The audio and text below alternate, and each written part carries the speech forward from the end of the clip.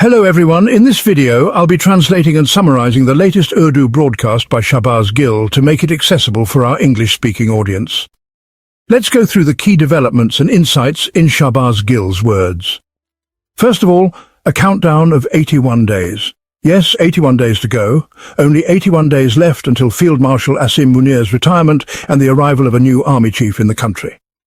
But I had told you that these 81 days, or whether it's 90 days or 80 days, will not pass easily. Every day something new will happen because the ticking clock is ticking away. I had said yesterday as well that in reality, in Field Marshal Asim Munir's mind, these are ticking like a time bomb. Until he gets the letter for a 5-year extension, every day he will do something. You saw yesterday that in Islamabad, at the Prime Minister's house, an agreement was signed between the American government and the Pakistani military. This agreement involved the rare earth minerals found in Pakistan, which were promised earlier to China and Saudi Arabia, but today they were handed over to America. America was given access to them. This entire maneuvering, this effort to maximize leverage, is all related to Field Marshal Asim Munir's retirement. He needs an extension before he retires, and if he gets it, then all these deals, like the rare earth minerals, won't seem like a bad bargain for him. But just think for a moment. If he destroys his own legacy and all these deals, whether they are in the national interest or not, are being made overnight, giving away rare earth minerals to America, and if America takes them, and Nawaz Sharif doesn't give him a 5-year extension, then what will happen to the Field Marshal? Just think about it for a moment. But as I said before, every day will not pass easily. Every day something new will happen. Yesterday we saw a deal with the FWO, the Frontier Works Organization, and not only Field Marshal Asim Munir was standing in that meeting, but also the DGMI, the Director General of Military Intelligence, was present. Think for a moment, what is the role of DGMI in this meeting? Ask yourself, what is the role of the DGISI or DGMI in the signing of this rare earth minerals deal? In other words, what is the Army Chief's role in this? If this was to happen, the Prime Minister should have been involved, and American officials should have been present. But the provincial representatives, especially from Balochistan and Khyber Pakhtunkhwa, where the rare earth minerals are located, should have been there. But you don't see any of them. Instead you see the DGMI and you see the Army Chief. They are posing for pictures and making the deal happen. The FWO has been put forward as the representative. The Pakistani army and the American government are making a deal with each other. This is the pressure Field Marshal is feeling, and in order to secure his extension, he is willing to go to any lengths, even if it results in pictures like the ones we saw yesterday, which will follow him for the rest of his life. These pictures will repeatedly appear in history, showcasing that this one-sided deal involving rare earth minerals, where Pakistan's stakeholders were not given a seat at the table, was actually engineered by Field Marshal Asim Munir and his associates. Anyway, this wasn't the main news for today. The first piece of news I have for you is something else, but this topic came up, so I wanted to tell you that these 81 days leading up to Field Marshal Asim Munir's retirement won't pass easily. On the 18th of September, yes, on the 18th of September, Field Marshal Asim Munir is going on a trip to London. We have received this information. Now, this London trip is actually connected to his US trip. He will be in London for 3 days, and after that, he wants to spend 3 or 4 days in America. Field Marshal Asim Munir's plans are finalized. His preparations have already started. Both London and the US are getting ready for his arrival. On the 18th, he is scheduled to arrive in London, and on the 21st, he will be in New York. But there is some confusion about this. Many people think that the 21st, 22nd and 23rd will be the days when Prime Minister Shahbaz Sharif will be in New York for the annual UN event. This event is held every year in September, where heads of state give speeches, and Shahbaz Sharif is supposed to give a speech there. Initially it was understood that only Shahbaz Sharif would go. However, an internal matter has arisen, and the Sharif family has strongly lobbied for a meeting with President Trump during this visit. As you know, Field Marshal Asim Munir has full control over this matter. He does not want to let his close aides interact with America. Nawaz Sharif, using his international connections, has been lobbying in Washington, D.C. to somehow arrange a photo op or a meeting with President Trump. If such a meeting happens, it is possible that an extension for Field Marshal Asim Munir might be secured. In the meeting, President Trump might be informed that whatever he offers, Pakistan will be 4 times more obedient to America if they let Asim Munir stay and appoint a new army chief. But on the other side, the army chief and his team are doing everything possible to ensure that Shahbaz Sharif goes to New York and returns empty-handed. The meeting with President Trump and American officials will be held only by Field Marshal Asim Munir. Now, when Field Marshal Asim Munir learned that the Sharif family was trying to arrange a meeting with Trump or even a photo op in New York or Washington, D.C., he immediately tied his trip to it. So, as per our sources, this trip is not final. Field Marshal Asim Munir never planned to go, but when he learned of the Sharif family's efforts, he decided to join. He might cancel the trip at the last minute, or he might still go, but as of now everything is being prepared for his arrival in London on the 18th and New York on the 21st. But this whole trip has to do with the Sharif family's moves to arrange a meeting with President Trump. Field Marshal Asim Munir is not willing to let anyone interfere in these matters, especially not those close to Nawaz Sharif. This is why he's decided to go to London and the US himself. The situation in Nepal has also taken a sharp turn. Nepal, just like Pakistan did a few years ago, has suddenly blocked social media. A few years ago, Chaudhry Nizamuddin had shut down social media in Pakistan, and now Nepal has followed suit. Nepal's government has blocked Facebook, Twitter, Instagram, and several other major social media apps. The justification given by the Nepali government is that social media is spreading false information and propaganda, especially among the younger generation. Interestingly, this is exactly what Field Marshal Asim Munir had said, that social media is a tool of misinformation and disorder. But here's the twist. The youth of Nepal are reacting very differently compared to how Pakistanis responded. In Nepal, protests have erupted in several places, and they are widespread. In fact, 19 people have already died in clashes with the police. The youth are not just demanding an end to the social media ban. They are demanding an end to corruption, and they want their voices to be heard. In fact, they are saying they don't want social media to be shut down, but they want to be free from government repression. Unlike Pakistan, where the youth often remain silent or are repressed without much consequence, in Nepal, the youth are fighting back. The government in Nepal, just like the government here, tried to shut down the communication channel through social media, but they are facing the heat now. The youth in Nepal are pushing back against this move, and there is an increasing awareness of their rights. In Pakistan, of course, there isn't much of a reaction to such government actions. The government feels comfortable continuing its suppression because it knows the masses are either too distracted or too demoralized to react. But in Nepal, the youth are showing that they won't let it slide. In this sense, the situation in Nepal is quite different. Meanwhile, former Prime Minister Imran Khan's message from prison has been made public. His message from prison was shared, and it was his first major communication since his incarceration. In it, he criticized Field Marshal Asim Munir for the mistreatment of his family and for the harsh conditions he himself is facing.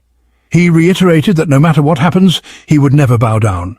He also pointed out flaws in Pakistan's Afghan policy, emphasizing that Pakistan's deep involvement in Afghanistan's issues has contributed to instability.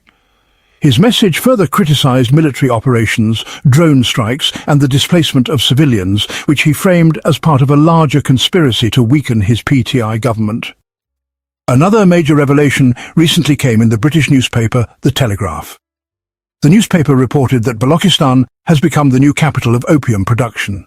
The article detailed how hundreds of hectares of land in Balochistan are now being cultivated with poppy, which is then processed into opium. The report also suggested that the Pakistani government is likely involved, given the scale and nature of the operation. This revelation is significant because it points to not just drug trafficking, but also corruption at high levels, with even local authorities possibly being implicated in this illegal trade. Control over Balochistan has always been tight, especially under the leadership of Chaudhry Nizamuddin. The region, traditionally known for its political instability, now has even darker shadows hanging over it with reports of large-scale drug production.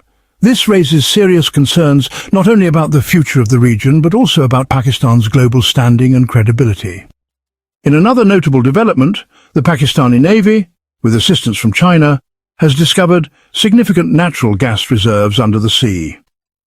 This discovery could potentially open doors for foreign investments to exploit these reserves. However, the situation is a bit puzzling because the Navy's primary job is to protect Pakistan's waters, not to extract resources. It raises questions about the line between defence and business ventures as military agencies, along with other sectors, are becoming increasingly involved in commercial activities. The boundary between national defence and corporate interests is becoming increasingly blurred, and it remains to be seen how this will unfold in the coming months. The situation in Kacha has also become increasingly dangerous. There, bandits have kidnapped 11 truck drivers and their staff, demanding the release of their associates from jail in exchange for the hostages' release. The goods transport industry is calling for military protection, fearing that the situation could escalate. However, the military is too busy handling other high-stakes matters, such as the rare earth mineral deals and maintaining internal control, to immediately respond to the crisis in Kacha. The people there are left vulnerable and exposed to criminal elements, which is deepening the sense of insecurity. All of this is the current situation in Pakistan and its surrounding regions. As we move forward, we can only wait and see how these stories unfold in the next few weeks. But the countdown to Field Marshal Asim Munir's retirement is real, and every day until then promises new developments, tensions and power plays. All right, now let's move on to the other videos. These videos are from Nepali youth who are posting on social media, showing how the children of politicians, the elite and the powerful there live lavish lifestyles. They're showing their brats and all that. We have shown you this before as well, but the reason for highlighting this news now is quite blind. The reason is that all these officials, bureaucrats, generals, politicians who are involved in corruption are mostly in the range of 50 years old or so. No one in Pakistan walks around in uniform or suits without having no time except for looting. So where do they get the time except for showing off? It's a habit for the Baji, that is, auntie or sister, as we say for women of elite status, to show off their stuff. The rest of the people don't have the time.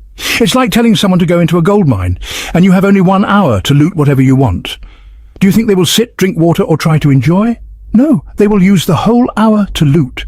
It's the same with them. They know they have limited time. These people don't even sleep much, believe me. Their sleep is only a few hours because they have to loot. They spend most of their time in looting. That's why you don't see them spending money openly like this. So who spends the money then? Their children, their wives and their families. But here in our culture, you have set a rule that you should never talk about family. Absolutely never. Personal matters should not be discussed. But if a person who earns 70,000, 1 lakh, 1.5 lakh, 2 lakh or 3 lakh rupees has a child studying in a university where the fee is 30 million, 3 crore, then this is not a family matter. This is a question you should ask. You should also check what car their child is driving, which apartment their child is living in. Similarly, what bags their wife has, what jewellery, where did they buy such expensive watches? You should question this. But here you say no discussion about family. This lesson has been taught by the elite class, and in this cycle, anyone who even talks a little is called rude, lacking tolerance, lacking ethics. All the laws made in Pakistan, the rules, social do's and don'ts, have been created by this elite for their own benefit, to keep their children out of it, to not involve anyone else's children. But when their own children haven't even left the womb and they are already the centre of parties like Bilawal Zardari, then how can you leave those children out? Today you say, our daughter Asfa Bhutto. But tomorrow she becomes the First Lady using national money, enjoying protocol, and she gets elected to the assembly without any competition, while even abducting her opponent. But keep children out of discussion. This is their modus operandi. When their children grow up into big issues, you don't even realize because they keep protecting them from an early age, saying, don't talk about children. As soon as they grow, they start attacking you, and again, don't talk about children. These Nepali youth have learned one thing very well. They have also exposed their children and shown their corruption. Corruption means showing where and how they are using the money from corruption. This is also needed in Pakistan. But as I told you, here we do not move beyond you, the audience, the elite. Whoever commits corruption is blamed most on Imran Khan, saying he introduced the Oyato culture. Oyato means calling someone corrupt, saying this person is corrupt. He committed corruption. Because earlier there was no tradition to call anyone corrupt, and all of you together acted as if you were naked in a bathhouse, and silently pretended to have good clothes on. This went on. A blind approach was taken there. The ministers' and advisors' salaries were nearly 200,000 in Pakistani rupees. And the youth are showing how the children of these officials live such lavish lifestyles on such salaries. Believe me, 80% of your bureaucrats, 90% of your generals, and all those from politicians to others, if you take out the loans of their children, they can never justify it. Now looking at Pakistan's situation for the first time, poverty levels may drop below 50%. Dr. Hafiz Pasha, a very respected name in Pakistan's economy, says this. During Imran Khan's era, this was reversed from 40 to 35%, but now from 35 it has crossed back to 50%. It is becoming like African countries. Dr. Hafiz Pasha says more than half of Pakistan's population is below the poverty line. 90% of you don't even know what being below the poverty line means. Being below the poverty line means you have one meal for one time, and for the other time, you don't even know what you will eat. This is called being below the poverty line. A very uncertain situation in life. Most of you listening have probably never experienced this situation, so you don't know what it means to go through that. Just yesterday I saw a comment from a respected person saying that his daughter, who was included in that Loomis video we showed, got admission through a scholarship. They couldn't afford it otherwise. Now she is educated and surfing within Pakistan. She could have gone abroad, but she wants to serve her country. This is a very good thing, and we fully appreciate this. I have said before, all fingers are not equal. 100% of the children in LUMS are not from the elite. Surely there are some. That's why I use the word 90%. In LUMS, 85 to 90% of the children are from the elite class, and they are disconnected. It's not the children's fault. I don't blame them or consider them less intelligent or insensitive. The problem is their parents have kept them on an island. They have no idea what's happening in the outside world. For example, Punjabi parents whose children don't even know 4 words of Punjabi. Ask them, son, do you want to make khichdi? None of them will know what making khichdi is. Even their parents don't know what khichdi is. This is because their grandparents also kept them isolated like this. This is the elite's disconnect. It's not about knowing how to make khichdi. They won't learn everything. I give this as an example. Those who don't know their own language, how will they communicate? How will they understand others' pain? Once I was in America and there was a university meeting. After the meeting, my senior professor joked among themselves. I remained silent. They asked me why I wasn't laughing. Everyone else was. I said I didn't understand the joke. They said, "It's in English. You teach English. How come you don't get it?" I was a junior professor then. I laughed and said, I know reading and teaching English, but I still dream in my own language. My humor, my laughter, my tears are all in my own language. I dream in my own language. My English is only enough to teach, to do my work. You will ask yourself, the language you dream in is your mother tongue. Whether you live in America, UK or Germany, sometimes characters in dreams might appear in other languages, but your dreams, your deepest feelings, belong to your own language. So if these children don't know the languages of the people around them, how will they connect with them? But it's not their fault, it's their parents' fault. Pakistan must address this, or else this 50% poverty ratio will destroy us, as Hafiz Pasha said. Looking further, Pakistan's debt has now crossed 80.8 trillion rupees public debt by the end of June. It's been over 3 months now, and we're adding 2.5 billion rupees daily. These are expert figures. The debt to GDP ratio is dangerously high. Now about the elite children whom you are not allowed to touch or talk about. I'll ask a simple question to Bilawal Zardari, but he doesn't listen to questions. When questions come about inflation, the price of flour, sugar, fuel, Bilawal Zardari ignores those questions and walks away. Then a Pashtun reporter asks, "You did not take the Pashtun Safai question." Bilawal Zardari doesn't say, "I am busy" or "I will take it later." Instead, he mocks the reporter by making a crying face. I told you, our laughter and crying differ from theirs because Bilawal Zardari surely dreams, cries, laughs in English. His jokes are also mostly in English, which most people probably don't understand. He mocks by pretending to cry. And because I told you these are elite with Western mindsets and culture, even in Pakistan they express themselves like that. But today the leaders of journalism haven't reacted. No journalist's turban or dignity has been touched. All are silent. The next word you can add yourself. But if a journalist calls Alima Khan a namazbropia, someone who just prays and does nothing else, a derogatory term, and questions her status, all journalists will rise up to defend her because she is an elder woman. We also have news that Barrister Gohar has apologized to Taib Balok for what happened to him. This is a development. I don't understand why he apologized, because he's not a journalist. With the way he behaves and the words he uses, he should apologize for his existence, for spreading filth in this world. No one asked for his apology. He should apologize for being born, with all due respect. The way he talks to elder women, he behaved the same way with Imran Khan, rudely. But anyway, Barrister Gohar said sorry for what was wrong and apologised. Then the Senate's Standing Committee on Information and Broadcasting summoned Ty Balogh, obviously on orders from behind, a major or colonel, to make a big issue. The Standing Committee is also calling him. Then, in support of Ty Balogh and against PTI, journalists are coming forward. These are the same journalists who did not protest when Ahmed Noorani's brother was taken away or when Sharif was martyred. They did not raise a meaningful protest then. They stayed silent. But when Bilawal Zardari behaves in this manner, journalists neither protest nor will protest. But when such matters arise, protest as much as you want, because behind it all, the colonel is controlling the situation. That wraps up our translation of Shahbaz Gill's video. I hope this English version helped you understand his message better. Please like, share and subscribe to Awami Lens to help our community grow.